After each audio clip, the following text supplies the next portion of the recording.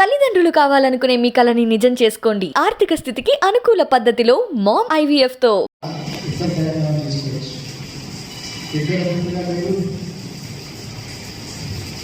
దీంట్లో 60 దాకా వచ్చిన వాళ్ళైతే చాలా ఉద్యమాలు చూసినారు.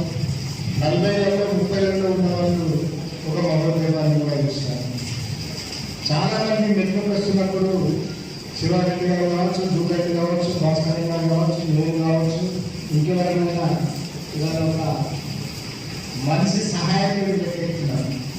కానీ వారి లోపల ఒక 5 దశాబ్దాల చెప్పింగ్ ఉంది, 5 దశాబ్దాల కన్వయం ఉంది. మన లోపల 5 దశాబ్దాల పాటు మేము చూసిన జీవితం ఉంది. అది కవిత్వం ఉంది సార్. కానీ ప్రపంచం మారుకుంటూ వస్తుంది.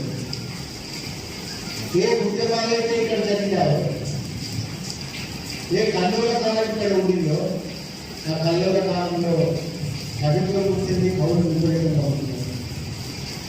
ఇంతకుముందు మన నెల్లూరు గారితో మాట్లాడుతుంటే చెప్తున్నారు, ఒక ప్రాంతంలో పనిచేసిన ప్రాంతం నుంచి 84 దాకా పనిచేస్తారంటే ఒక కళ్ళల కాలంలో పనిచేస్తారు. మనుషుల్ని వెలిగించిన ఒక కాలం 70, ఆ తర్వాత వచ్చిన పరిణామాలు, అందరూ కవిత్వాలు కలవరించిన కాలం. మనుషులు మామూలుగా కాకుండా ఒక ఉద్దీపనలో జీవించగలరు. అప్పుడు కవిత్వం వచ్చింది. మా ఊరు ఒక చిన్న పల్లెటూరు. వారి కడుపుడికి రాని, వారి కళ్ళబడి రాని, ఒక చదువు రాని మామూలు ఒక దళితుడు ఒక పాట సృష్టించిన సృజనలో వచ్చాయి మన కాలం. మీకు అందరికీ తెలిసిన నలుగురు శేఖర్ ఆయన 2 పాటలు రాస్తాను ఆ కాలం. అంటే ఇదంతా ఒక కాలం ఉండేది. జైత్యాల జైత్రేతలో ఒక పెద్ద సంరంభం లాగా ఉంటుంది. అంటే కవిత్వంతో పాటుగా ఏదైతే ఇక్కడ ప్రజల జీవితాన్ని బాగా ప్రభావితం చేసిందో, సామాన్య ప్రజలకు చేరువైందో, ఆ కవిత్వం అంతా కూడా గద్దర్ లాంటి వాళ్ళ మూలంగాను, గద్దర్ లాంటి వాళ్ళ ఫామ్స్లోనూ మొత్తం జనాల్లో పోయింది. అది కూడా కవిత్వమే. అది కూడా కాదు, అది కూడా అదే కవిత్వం. ఎవరికైతే చేరాలో అక్కడి చేరికి కవిత్వం. అట్లాంటి ఒక నేల మీద ఎప్పుడైతే ఇదంతా జరుగుతున్న క్రమంలోనే మళ్ళీ తెలంగాణ ఉద్యమం వచ్చింది. మళ్ళీ తెలంగాణ ఉద్యమం అనేది మళ్ళీ ఒకసారి సత్తుగా ఉన్న ఒక నేల మీద అస్తిత్వం ఆధారాలు బలపడుతున్నప్పుడు విప్లవోద్యమం వెనకంజ వేస్తున్న ఒక కాలం మీద విప్లవోద్యమంలో ఒడిదుడుకులు ఇవన్నీ వస్తున్న క్రమం నుంచి అస్తిత్వ ఉద్యమం వచ్చిన తర్వాత మళ్ళీ చాలామంది కవులు తన గౌరవం, తన అస్తిత్వం, తన తల్లాట, తన యాతన, ఈ ప్రాంతం మీద జరిగిన వివక్ష, ఈ వక్ష వ్యతిరేకంగా పోరాడడానికి మళ్ళీ కవిత్వం మళ్ళీ ఒకసారి కావాలి పెట్టింది. ఈ 2 వారసుల గుండా, ఈ 2 కాలాల గుండా ప్రవహించడం వల్ల లోపల ఒక కల్లోలం ఉంది. అది వల్ల చాలా రూపాల్లో బయటకు వస్తున్నది. అది మీకు కూడా తెలుసు. అది కవిత్వంలో ప్రతిఫలిస్తున్నది. ఇదంతా కూడా ఒక కాలం గురించి మాట్లాడుతున్నప్పుడు మాత్రం మాట్లాడే విషయం. అయితే కాలాల కంటే కవిత్వం ఉన్నదా? కేవలం కాలంతో పాటే కవిత్వం నడుస్తుందా? ఉద్యమాలు కూడా కవిత్వం ఉండదా? ఉద్యమాల యొక్క కవిత్వం రాదా? రాకపోవచ్చు, ఉండకపోవచ్చు, ప్రభావంతంగా ఉండకపోవచ్చు, ప్రభావం కలిగేసేదిగా ఉండవచ్చు. కానీ తెలంగాణ రచయితల వేదిక, ఏ తెలంగాణ ఉద్యమంలో అయితే ప్రధానంగా రచయితలైనటువంటి కూడగట్టి ఒక ఉద్దీపన చేసి మళ్ళీ ఒకసారి ఒక ఉద్యమం సరసరంగా పెట్టిందో, అన్ని ఉద్యమాల వెంట నడిచిన కళాలని, ఏ ఉద్యమాల వెంట నడిచిన కళాలని మళ్ళీ ఒకసారి తెలంగాణ ఉద్యమంలో కనిపించిందో, తెలంగాణ రచయితల వేదిక అనే దానికి ఒక గొప్ప పాత్ర ఉంది. కవుల్ని కలిగించిందండి, కళాకారులను కలిగించిందండి, రచయితలు కలిగించిందండి. నక్సల్ సందర్భాన్ని ఎట్లాగైతే నిరసన ఏర్పడక ముందు రచయితల రాపిడి ఎట్లన్నారు, అట్లాగే తెలంగాణ ఉద్యమం బలపడుతున్న కాలంలోనే తెలంగాణ రచయితల వేదిక అనేది అవును రచయితలారా మీరు ఇదని ప్రశ్నించింది. అవును, తెలంగాణ ఇవాళ ఒక న్యాయమైన వివక్షకు వ్యతిరేకంగా, దౌర్జన్యాలకు వ్యతిరేకంగా, అంతర్గత మనసుకు వ్యతిరేకంగా పోరాడుతున్న కాలంలో మీరు ఏం చేస్తారు, ఎట్లుంటారు, ఎట్లు నిలబడతారని అడిగింది తెలంగాణ రచయితల వేదిక. అది తెలంగాణ ఉద్యమంలో ఎవరు చెప్పినా, ఎవరు చెప్పకుండా, ఎవరు అంగీకరించకుండా కేవలం రాజకీయ నాయకులు తెచ్చిన తెలంగాణకి కాదు. తెలంగాణ అనేది సపండ వర్ణాలు, సకల జనాలు, దానితో పాటుగా బుద్ధిజీవులు, రచయితలు, ఉపాధ్యాయులు, లెక్చరర్లు, జర్నలిస్టులు, న్యాయవాదులు వీళ్ళందరూ మెచ్చుకుంటారు.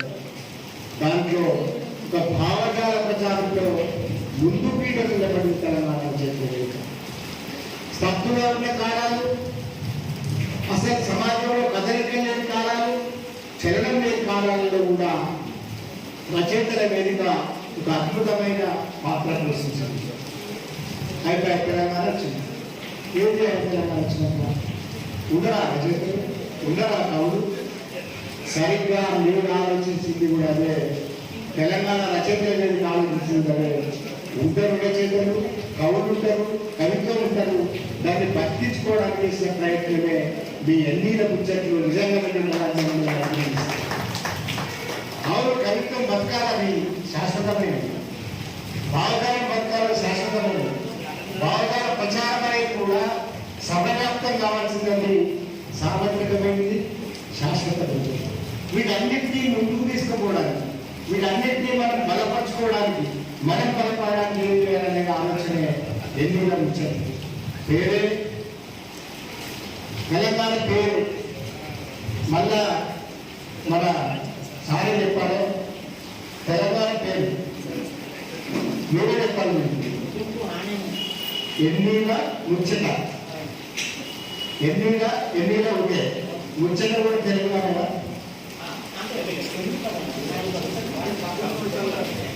ఎన్నీల ముచ్చట అనే ఒక పదం పెట్టి మీరు ఎందుకు కట్టినారో, ఎందుకు ఆలోచించినారో కానీ ఈ ఎన్నీల ముచ్చటను నడపడం అనేది దీని 10 ఏళ్ల కాలం ఎక్కడ ఆపకుండా సుదీర్ఘంగా కొనసాగించడం అనేదాన్ని ఇంతకు మించిన ఈ మొత్తం 2 రాష్ట్రాలలో ఇంతకు మించిన అభినందనీయమైన కార్యక్రమం మరొకటి లేదు.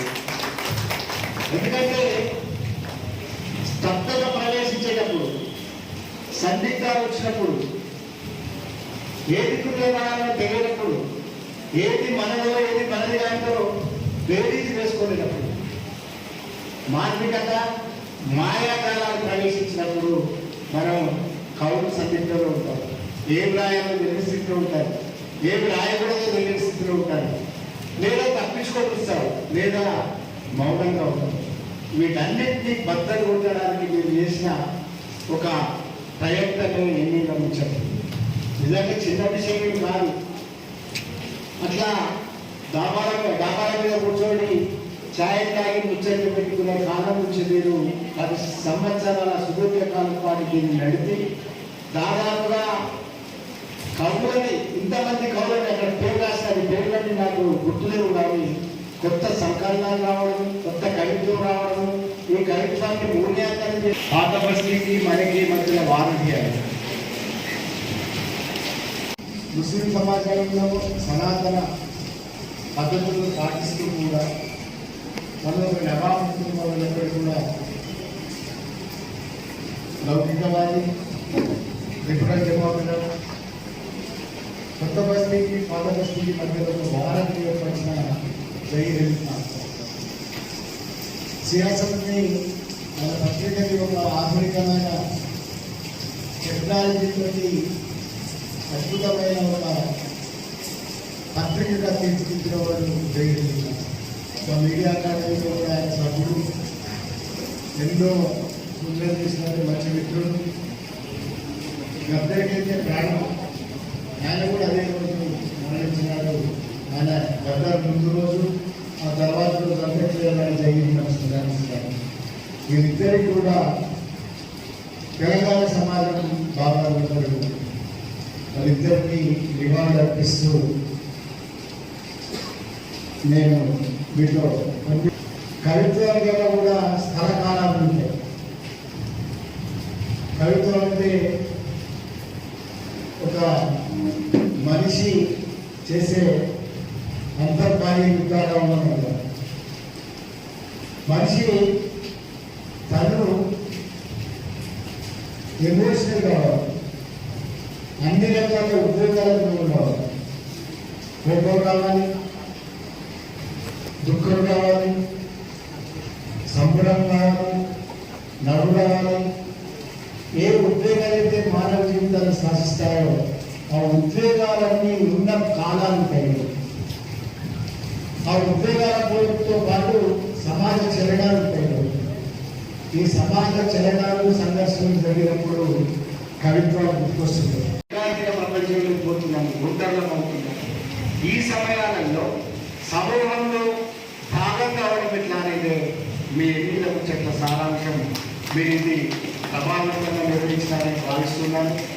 నిజంగానే నన్ను కనిపించినందుకు, నన్ను కూడా మళ్ళొక్కసారి దీని గురించి మాట్లాడమన్నందుకు మీ అందరికీ సదా కృతజ్ఞతలు. ఈ నేల మీద పుట్టిన వాళ్ళు, ఈ నేల మీద జరిగిన పరిణామాలన్నిట్లలో భాగస్వామి, జైత్రయాత్ర వేదిక మీద ఉన్నవాడిని, 2 సార్లు ఈ శరీరం చిత్రహింసలు అనుభవించిన వాడిని, ఇప్పుడు మౌనంగా ఉన్నవాడిని. కానీ మీలో భాగమయ్యి ప్రవహిస్తున్న ఒక గానంలో భాగం కావడానికి ఇక్కడికి వచ్చినందుకు సంతోషంగా ఉంది.